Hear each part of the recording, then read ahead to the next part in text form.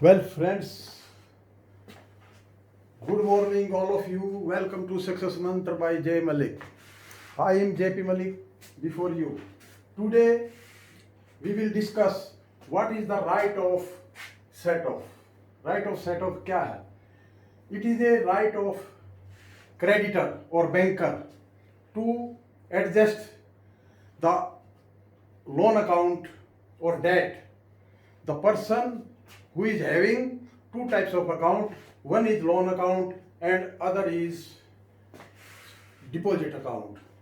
तो बैंक को एक ये स्टेट्यूटरी लीगल राइट है, क्रेडिटर को लीगल राइट है कि वो क्रेडिट बैलेंस जो डिपॉजिट अकाउंट है उससे वो लोन रिकवरी के लिए उससे डेबिट करके लोन को क्रेडिट करे. सपोज फॉर एग्जांपल ए और बी, ये दो अकाउंट हैं.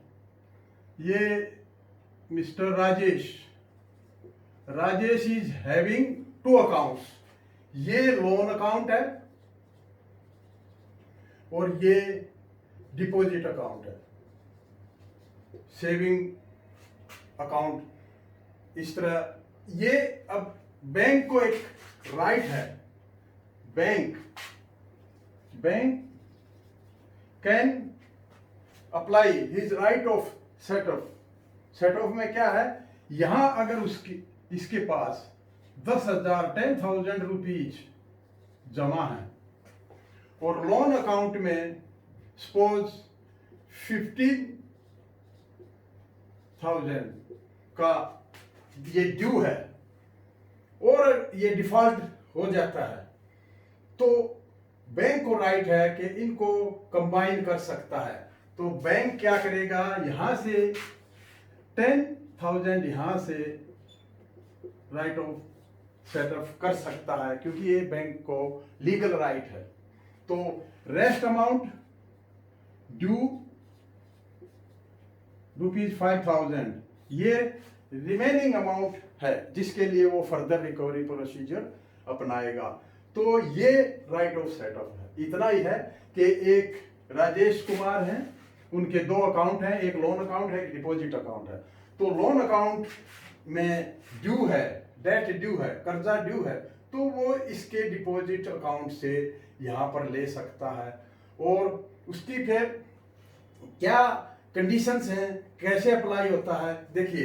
It is applicable same name and same right, same name and same right with notice to debtor. कर्जदार को नोटिस देना है, या तो पहले बैंकर एक उससे लेटर लेके रखते हैं कि in case of default bank can recover from his deposit account और लोन को एडजस्ट कर लेंगे. लेकिन अगर नहीं है तो आपको नोटिस देना है, क्योंकि अगर आप नोटिस नहीं देंगे तो उसका क्या रिजल्ट होगा. देखिए, हो सकता है इस व्यक्ति राजेश कुमार ने कोई चेक दे रखा हो किसी को और इसको इसके नॉलेज में नहीं है कि ये यहाँ से रिकवर होगा, तो उसका वो चेक बाउंस हो जाएगा और वो क्लेम कर सकता है कोर्ट के थ्रू. तो यहाँ पर बैंकर को ये देखना है कि जो जब भी right of set of apply करे तो सेम नेम हो और सेम राइट को हम डिस्कस करेंगे और उसको एक नोटिस दें. अगर नोटिस नहीं देना है तो उससे पहले letter at the time of granting loan उससे एक लेटर लेके रखें कि in case of default bank can recover the dues from his deposit account. तो ये था. तो इसकी मेन चीजें क्या है, राइट ऑफ सेट ऑफ में क्या देखना है. नंबर एक तो सेम पर्सन हो और सेम राइट विद नोटिस. और देखिए, all branches of A bank constitute one entity. जितनी एक बैंक की जितनी भी ब्रांचें हैं, ये बैंक की डिस्क्रिशन है कि वो किसी भी ब्रांच से ये right of set of exercise करके अपनी रिकवरी कर सकता है. तो क्योंकि all branches of A bank constitute one entity, तो ये था राइट ऑफ सेट ऑफ. अब हम वेरियस केसेस करेंगे. इससे पहले वेरियस केसेस देखें हमें various method of charges for recovery of debts का था, तो राइट ऑफ लियन हम कर चुके हैं, राइट ऑफ लियन हो चुका है, नेगेटिव लियन पिछले वीडियो में किया था, और आज ये राइट ऑफ सेट ऑफ है। ये सारे जो मोड ऑफ चार्जेस हैं बैंक रिकवरी या क्रेडिटर जो रिकवरी के सोर्स इनके थ्रू करता है, वो ये सब हैं। तो मैं एक एक करके सारे वीडियो में डालने जा रहा हूं।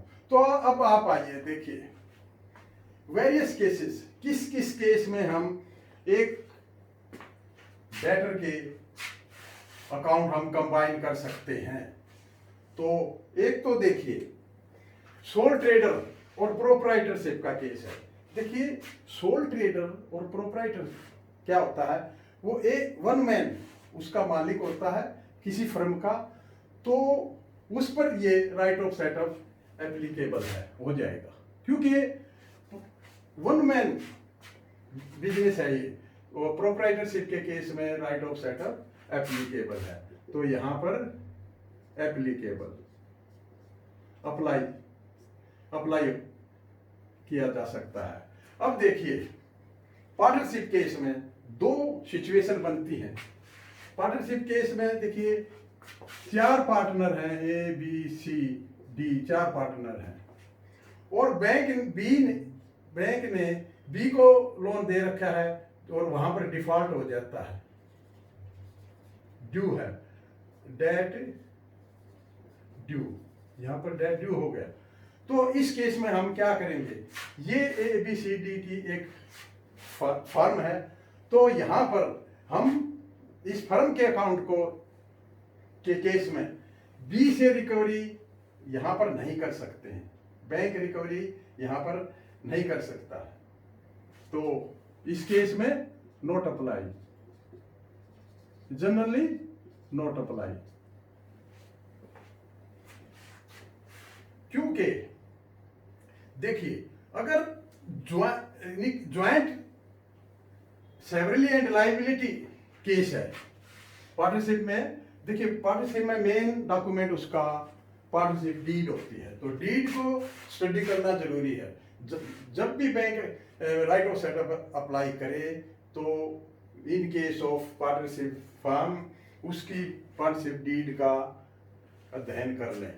तो इन case of joint and severally liability close, अगर पार्टनरशिप डीड में ज्वाइंट और सेवरली लायबिलिटी क्लोज है, तो फिर हम बैंक क्या करेगा, ए बी सी डी के अकाउंट हैं, और इस केस में ये फर्म का अकाउंट मान लिया, इसमें डिमांड किया और डेट ड्यू है, तो यहां पर वो कर सकता है, bank can apply right of set of, क्योंकि यहां पर देखिए उसकी पार्टनरशिप डीड में joint and severally liability close है, तो यहां पर यस अप्लाई हो जाएगा राइट ऑफ सेट ऑफ, क्योंकि ये फर्म का अकाउंट अगर ये इसमें डिफॉल्ट होता है, तो इसमें क्योंकि joint and severally liability close है, तो बी का अदर अकाउंट है इंडिविजुअली। देखिए firm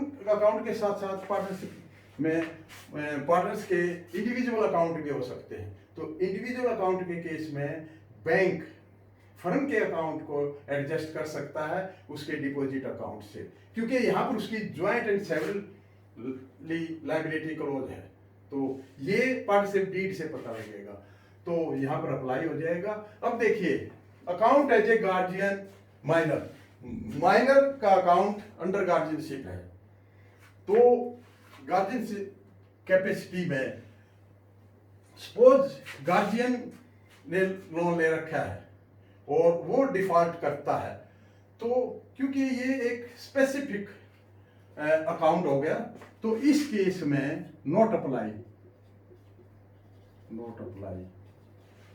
right of setup not apply, क्योंकि ये माइनर का अकाउंट है, अंडर गार्जियनशिप है, तो गार्जियन अगर डिफॉल्ट करता है, कोई गार्जियन ने लोन ले रखा है, तो इस अकाउंट से उसकी रिकवरी नहीं हो सकती। अब देखिए ट्रस्ट अकाउंट, ये स्पेसिफिक पर्पज के लिए ट्रस्ट अकाउंट है, कोई ट्रस्टी है और उसने लोन भी ले रखा है, तो उसके ट्रस्ट अकाउंट से उसको उसकी रिकवरी नहीं हो सकती, तो ये नोट अप्लाई। अब ज्वाइंट अकाउंट है ए बी का ज्वाइंट अकाउंट है, तो ज्वाइंट अकाउंट के केस में नोट अप्लाई नहीं होगा। लेकिन इफ फॉर्मर और सर्वाइवर क्लॉज, देखिए फॉर्मर और सर्वाइवर क्लॉज क्या होता है, फॉर्मर और सर्वाइवर, इसमें क्या है, जो इसमें ये क्लॉज ये इंडिकेट करता है कि जब तक ये ए है और ये बी, ये ए मालिक है जब तक ए जिंदा है, तो इसके बाद बी, इस सर्वाइवर है, इसके बाद बी का राइट बनता है। लेकिन इस केस में अगर फॉर्मर और सर्वाइवर क्लॉज है तो right of setup will apply, ये अप्लाई हो जाएगा, तो इससे रिकवरी की जा सकती है इस ज्वाइंट अकाउंट में, क्योंकि ये फॉर्मर जब तक ये ए जिंदा है तब तक यही इस अकाउंट का मालिक है। अब देखिए गारंटर केस में कब अप्लाई होगा, जब गारंटर की लायबिलिटी डिटरमाइंड होगी। जब तक उसकी लायबिलिटी को डिटरमाइन नहीं किया जाता तब तक गारंटर पर के अकाउंट को राइट ऑफ सेटल में एडजस्ट नहीं किया जा सकता है, क्योंकि देखिए गारंटर से पहले ए ने, बैंक ने ए को लोन दिया ₹50,000 और बी गारंटर है।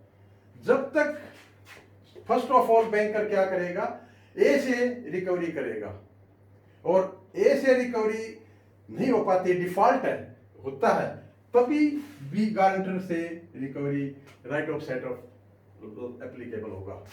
ये नहीं है कि कभी भी अकाउंट गारंटर के केस से कभी भी रिकवरी नहीं की जा सकती, जब तक अकाउंट अगर स्टिकी है और या इरेगुलर है और बैंक चाहे कि चलो गारंटर के अकाउंट में पैसा पड़ा वहां से रिकवर, नहीं, सबसे पहले गारंटर की लायबिलिटी डिटरमाइन की जाएगी तभी होगा, और वो गारंटर की लायबिलिटी तभी बनेगी जब जो मेन जो बोरोवर है वो डिफॉल्ट उसमें आता है, वो ड्यू डेट नहीं दे पाता है, तो तभी इससे गारंटर से किया जा सकता है। डायरेक्टली चाहे कि ए लोनी है और बी गारंटर है कि और बी के अकाउंट में डिपॉजिट में पैसा है, तो ऑल ऑफ ए सडन जैसे अकाउंट खराब हुआ और वहां से रिकवरी कर लें, ये गलत होगा।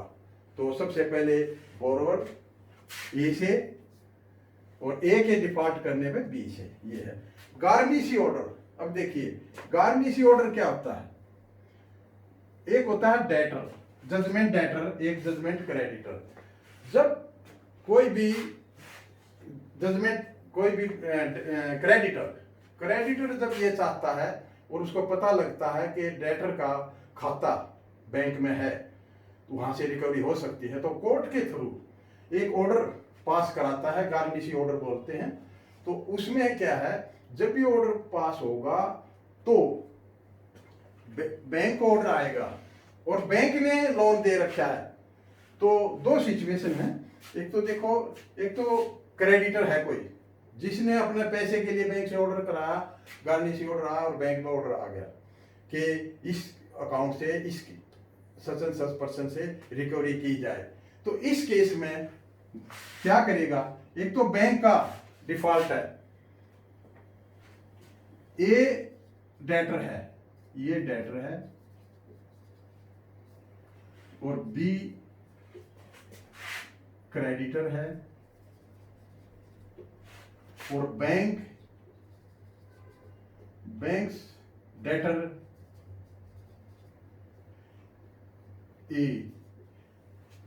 ए जो है, ए व्यक्ति बी का देनदार है और बैंक का भी देनदार है। तो इस केस में पहले क्या करेंगे हम, बैंक अपना राइट ऑफ सेटअप करेगा और जो अमाउंट रिमेनिंग बचेगा वो क्रेडिटर, ये जो जजमेंट क्रेडिटर है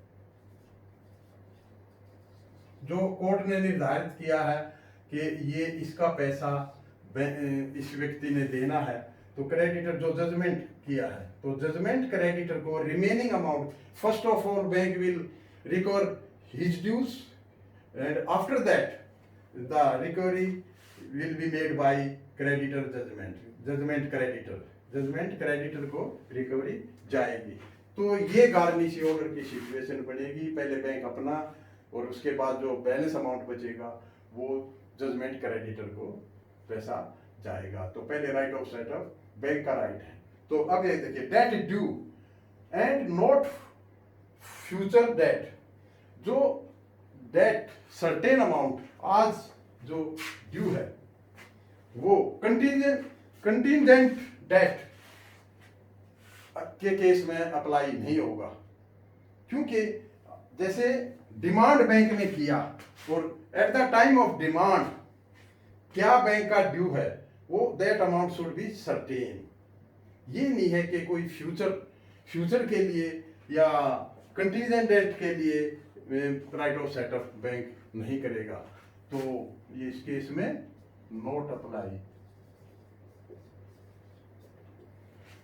amount due must be certain, एक निश्चित अमाउंट डेट ऑफ डिमांड को सर्टेन होना चाहिए कि ये अमाउंट बैंक को ड्यू है। तो ये था। तो मेनली तो ये है कि राइट ऑफ सेट ऑफ जो है, दो अकाउंट्स, एक व्यक्ति के, एक में डेबिट बैलेंस है, एक में क्रेडिट बैलेंस है। तो क्रेडिट बैलेंस जो सेविंग फंड है जो उसका बैंक में है, उससे वो अपना loan recovery due debt recover कर सकता है उन दोनों खातों का मिला करके। तो यही राइट ऑफ सेट ऑफ है। तो अगले उसमें हम राइट ऑफ एप्रोप्रिएशन करेंगे और उसमें क्लेटन केस है, वो भी आपको मैं वीडियो के थ्रू बताऊंगा। तो फ्रेंड्स, कमेंट्स अवश्य करें और बताएं, अगर आपकी कोई क्वेरी है तो उसको आप कमेंट करके बताएं, मैं उसका हल करूंगा। अगर आपने इस वीडियो को, इस चैनल को पहली बार अगर इसको देख रहे हैं तो इसको सब्सक्राइब कर लें, ताकि आपको जितने भी मेरे नोटिफिकेशन या वीडियो आए आप पहले से उसको देख सके। तो have a nice day, thank you.